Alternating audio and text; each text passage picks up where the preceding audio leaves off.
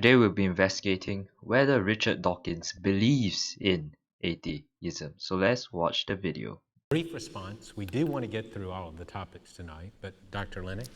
Well, I would want to argue that there's a logical path from any ideology.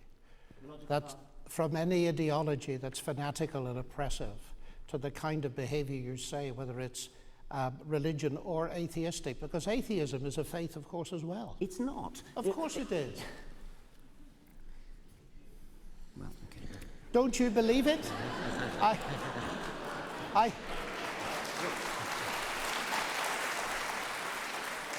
You're an atheist with respect to Thor and Wotan and Yes, that's Zeus. right. I don't believe them, but you believe atheism. No. It is your faith. I'm in exactly the same position with respect to your Yahweh, your Jehovah, whatever you call him. I'm in exactly the same position with respect to him as you are with respect to Zeus. And I cannot imagine not believing in Zeus leading one to do terrible deeds. It's exactly the same with not believing in God. I'm going to wrap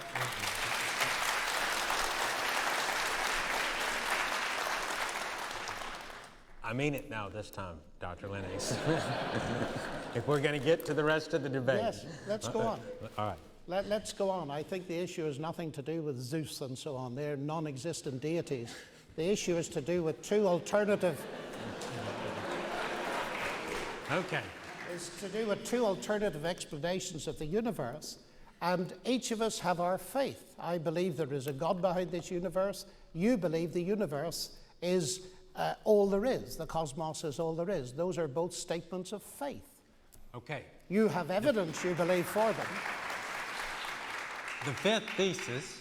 How could a belief in the cosmos lead you to murder?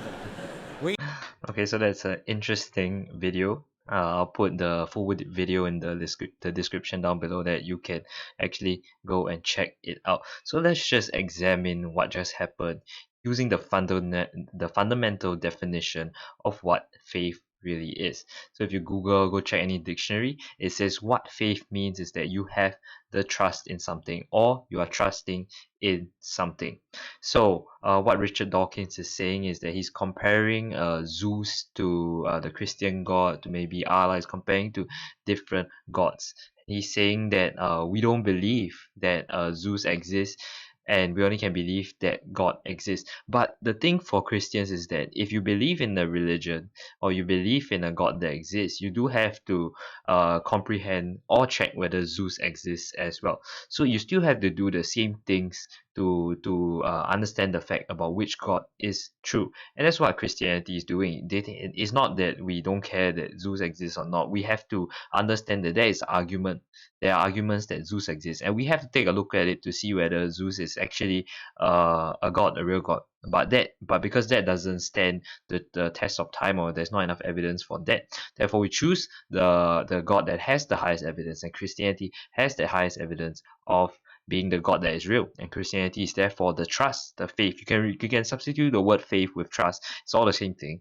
Christianity Christianity is the trust of the God in the Bible.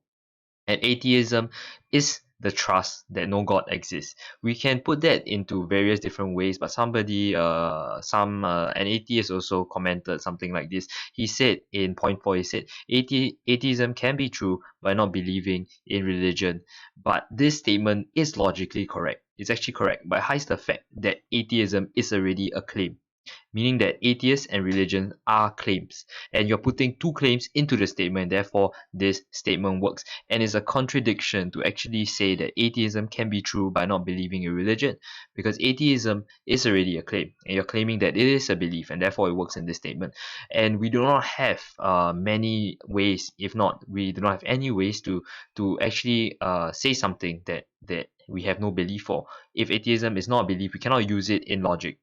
It won't really make a lot of sense. It'll be very hard for us to use it in propositional logic. So this is the video. I believe it's interesting. Do let me know in the comment section if I'm correct or wrong. I believe that atheism has to be a claim. There are fundamental reasons, or you need to have evidence to explain that atheism is a claim. So you can put in the comment down section if you disagree. But other than that, I think let me give you another example. If, for example, a person doesn't believe in atoms, doesn't believe in atoms, but yet scientists tell him atoms exist because they see through a microscope and they see atoms. So, and then the person can just say, I don't believe in atoms because it's a lack of belief. And not believing in atoms is not a belief. But that's not true. If you think about it logically, not believing in atoms is, in fact, ignorance to other evidence or other claims that is possible.